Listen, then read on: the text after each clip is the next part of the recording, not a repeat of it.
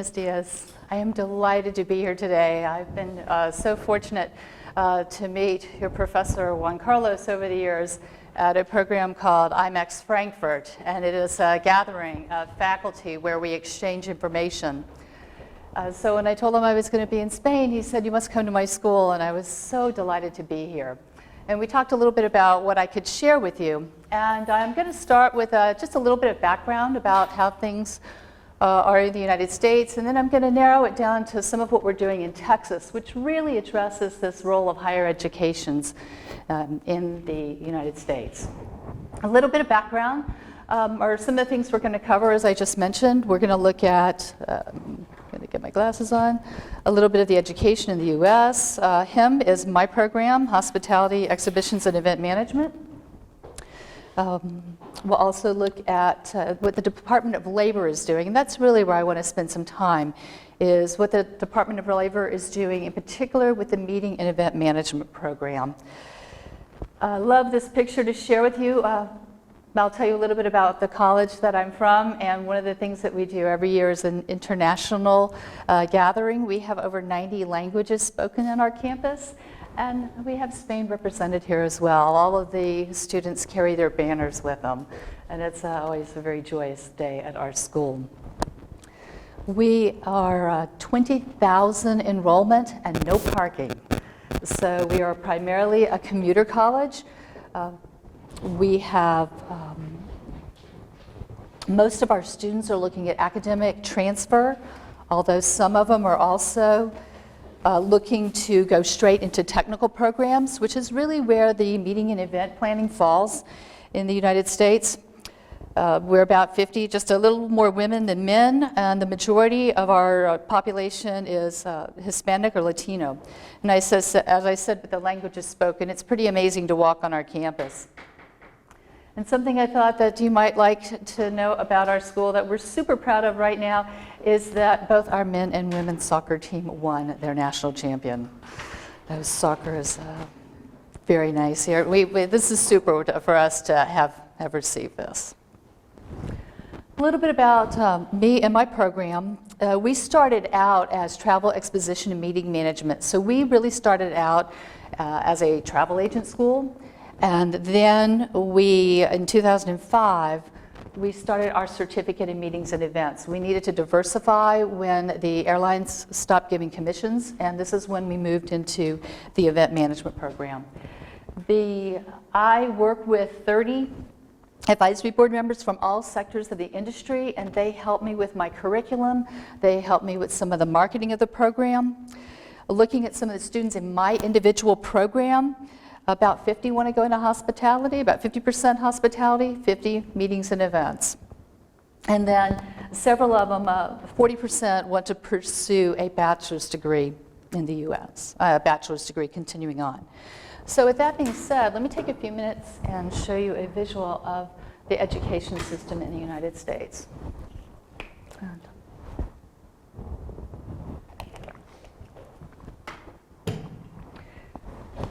So students coming out of high school have the option to go ahead and go straight to a four-year university and earn a bachelor's degree, continuing on with a master or doctoral degree. In the United States, we also have a two-year program, and that's where I'm from. I'm from a two-year community college. We offer associate's degree and associate of applied science. The difference between the two of those is an associate's degree, students are going straight, they're spending their freshman, sophomore years at the community college and then going straight to the four-year university to finish their junior, senior year. The associate of applied science is after that freshman, sophomore year, then the students will go into a job, start at an entry level, or they will go to a four-year school. The relationship that we have with the four-year universities in the United States is, although I'll talk about accreditation in just a minute, sometimes they will accept our credit, sometimes not. If it is your English and math and your general studies, transfers without a problem. If it's something like within our particular program, there is, we have to negotiate with the colleges. But what they're finding is that Our students are very desirable. They've had 2 years. They know what they want to do. They're very good students. So there is a new degree that we're starting to see in the industry called a Bachelor's of Applied Science. And those classes transfer very easily, and students can get a bachelor's degree. And then certainly continue on with their education should they choose. And we are working with several universities right now on that, going to the Bachelor's of Applied Science.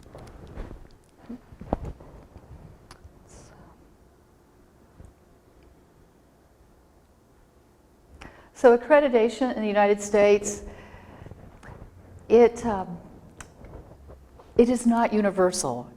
It is divided out by different regions and area, and there are 14 different approved accreditation agencies. In my area, in Texas, we are the Southern Association of Community Colleges. And this accreditation, we could talk about this for a full day. It is a very lengthy process. They evaluate the entire institution, not just the program. Okay. Oops. Yeah. Accreditation needed for the program to carry on, or? Yes, they can actually, well, what happens if you are not accredited is it can be problematic for the students to get financial aid for their loans. Also, it can be difficult for them to transfer credits between one university and the other. What's the percentage of those degrees which are accredited overall? Most schools get accredited. Yeah, the majority of the schools. Some of the private colleges will not always go with but the public institutions. It's just the different agencies that we use, and it's really designed, to ensure that our education has quality in it, and it helps with the student loans and the transferability. And please feel free to ask me questions as I go along. So now I want to show you, and I think this applies to the theme a little bit more, what is happening in my state, in Texas. In my state, our government has come up with a 60 by 30 Texas. And this means that at least by 2030, 6% of Texans over the ages of 25 and 34, between 25 and 34, will have a certificate or a degree. We are finding in our communities that we are not having a lot of students that want to go to college. And I'm going to back up for a minute. The reason is in the United States, you have to pay for college. I mentioned some of the reasons why you go to a 2-year school. One of the reasons is finances. A 2-year school for that associate degree that can get you a job will run around $3,000. That same, now to get to the 4-year degree, you are looking at close to, $80,000. Even sometimes $100,000. So it's very expensive. But if you get those first 2 years for $3,000 and then go on to the university, it's much less expensive. And that's actually what I did. I'm a product of a community college, and then I transferred all my credits to the University of Southern Mississippi, and then I went to school there. But getting back to what's happening in Texas, and this is a goal that we've started just a couple years ago, is that we're looking at trying to educate our population, and how are we going to do it? First of the goal is to try to encourage people to go to school between 25 and 34. We are trying all kinds of things. We are in the high schools, we have outreach programs, we are even working with students, parents to come to school. Another one of the goals is marketable skills, and this is saying that students from a public education in Texas will have marketable skills to get hired in good jobs. That's what we're looking for. And this is not only a charge for 2-year schools, but for all of the schools in Texas, so that we are looking at trying to make sure that we are teaching what's going to give them good jobs. A fourth goal, as I mentioned, the cost is to exceed that debt, is to make sure that not only do they have good jobs, but well-paying jobs so that they can pay back those student loans. And that's how a lot of the students go to school in the United States, is they take out loans.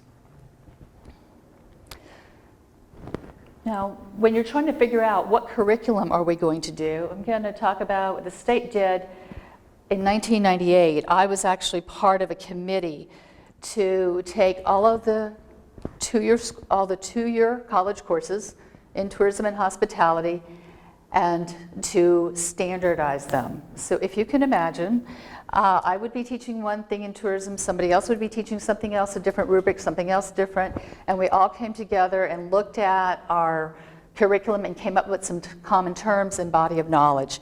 And now to offer courses, we go through the WECM, the course manual. It's electronic and it's, like I said, this inventory, and every 5 years it's updated. And it also has some flexibility. You know, in Dallas, we're a big convention city, so we're going to have more meeting type planning courses. A school maybe in South Padre would have more tourism, so I'm going to have some special courses that they would not have. And we don't have to have the exact same courses, we just need to, we use this course manual. But as we continue and update, what are we going to do? We need to look at trying to find curriculum. And where do you find the curriculum? Talking to industry, well, here's what industry has done over the years. In the United States, and perhaps you have something a little bit similar, these are just a few of the industry organizations that offer certifications. The Certified Meeting Planner is probably one of the best recognized globally, and it's run by the Events Industry Council. So all of these organizations have designations that you can earn when you get out of school, or industry professionals that may have not gone to college that are in the industry. They could get these designations.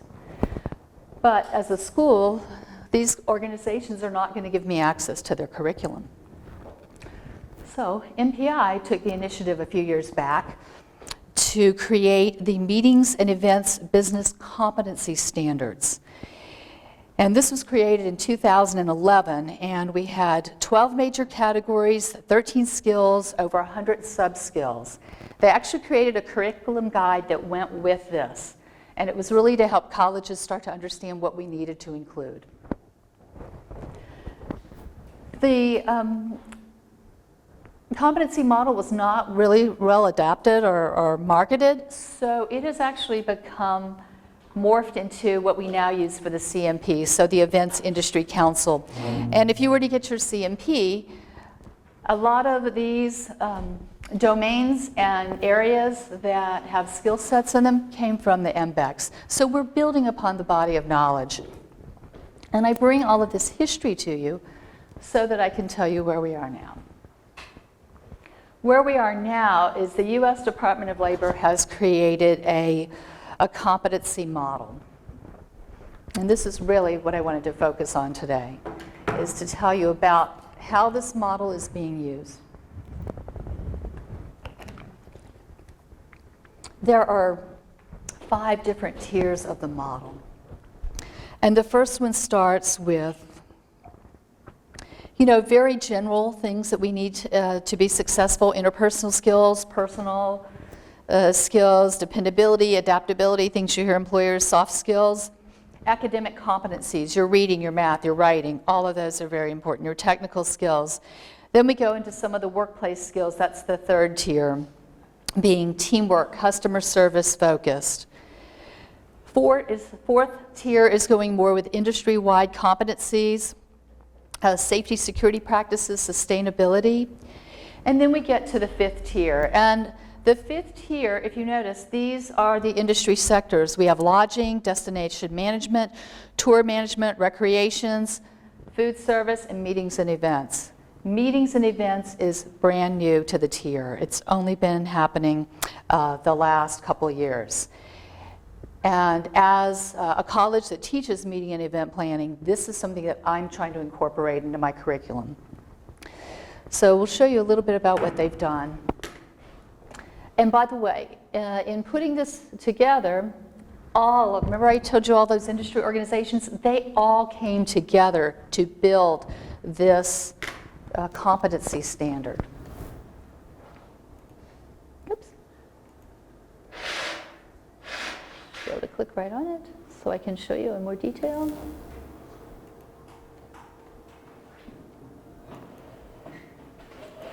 Here we go.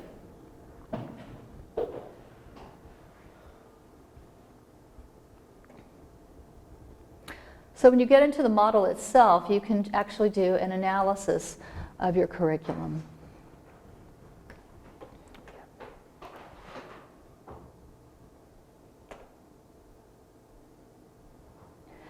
remember I showed you all those tiers? We start with the first tier. There are about 1,000 different skill sets in here as you look. But what you may want to do is one of the things is go to the area of competency in your industry sector, which is 5. I will eventually get there. Here we go. So lodging. Then we go into destination management, and then tour and travel.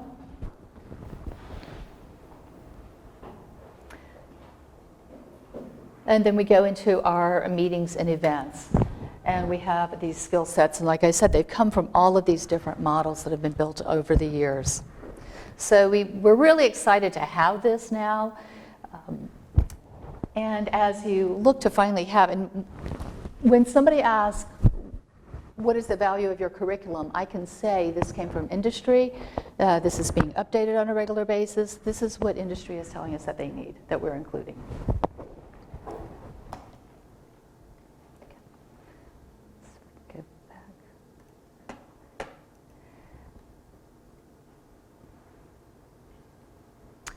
How is this being used in practical application?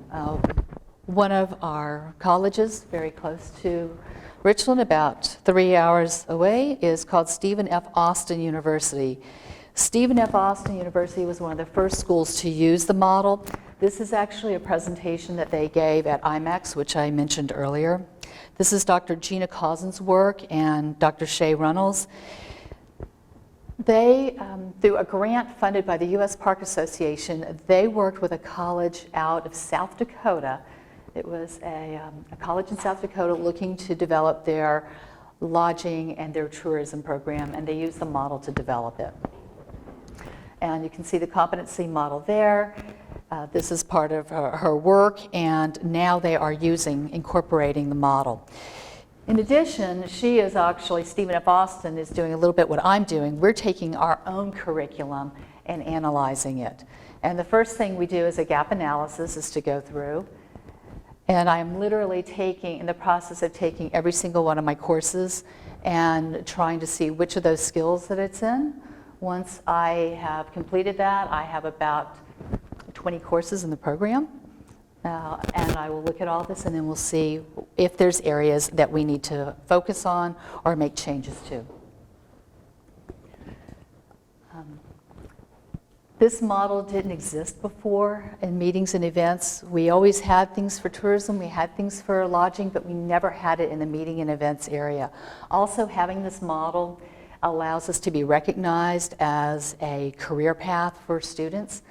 Initially, meeting planners would fall somewhere. Are they tourism? Are they hospitality? What are they? Well, now they have their own individual career path. This is really reviewing my focus. I think that our role as higher education, we need to look at our curriculum and education to equal jobs in the industry so that our students will have well-paying jobs. And I will leave it open to questions and answers.